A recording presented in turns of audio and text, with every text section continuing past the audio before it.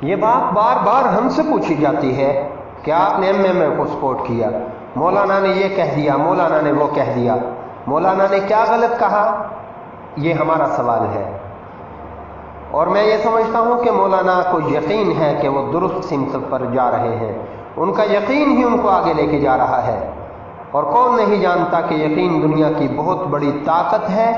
ایک شخص کے یقین نے بعض اوقات ہزاروں لاکھوں انسانوں کے شک و تذبذب پر فتح پائی ہے۔ جب کبھی کوئی مرد خدا کسی بات پر پہاڑ کی طرح جم گیا تو اس نے حالات کے سامنے ہتھیار ڈالنے سے انکار کر دیا، تو بہت سی دنیا کے لیے جو ہے وہ قابل تقلید بنتا ہے۔ میں یہ سمجھتا ہوں ہمارے اس زمانے میں مولانا فضل الرحمان وہی مرد خدا ہے جس نے حالات کے سامنے ہتھیار ڈالنے سے انکار کر دیا ہے، جو پہاڑ کی طرح جم گیا ہے، اور جس کا یقین کا رشتہ مضبوط ہاتھوں، جس نے یقین کا رشتہ جو ہے وہ مضبوط ہاتھوں سے تھام لیا ہے۔ اب میں یہ سمجھتا ہوں کہ مولانا فضل الرحمان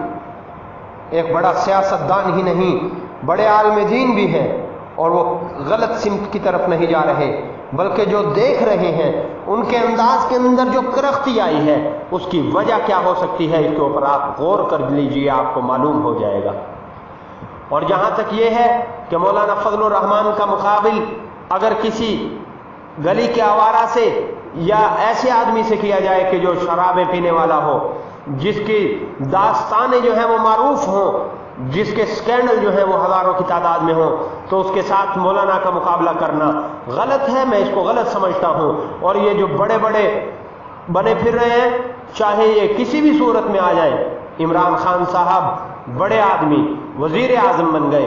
ہزار عمران خان مل جائیں اور ہزار مرتبہ یہ وزیر اعظم بن جائے، ہم اس کو مولانا فضل الرحمان صاحب کے جوتے کے برابر بھی نہیں سمجھتے۔ اور یہ ہمارا اعلان نہیں ہے، یہ ہم یقین کے ساتھ بات کہہ رہے ہیں۔ جیسے مولانا فضل الرحمان صاحب کا یقین مضبوط ہے اور انہوں نے مضبوط ہاتھوں کے ساتھ اس یقین کی رسی کو پکڑا ہوا ہے، ان کے کارکن بھی اسی انداز کے ساتھ ان کے ساتھ چلنے کے لیے تیار ہیں اور چل رہے ہیں۔ اللہ سے دعا کیجئے کہ اللہ رب العزت جلد ایسا وقت دکھائے کہ پاکستان کے اندر اسلام ہو، اور یہ وہی پاکستان ہو جس کا خواب شاہ اشرف علی تھانوی رحمۃ اللہ تعالی علیہ نے 1928 کے اندر دیکھا تھا۔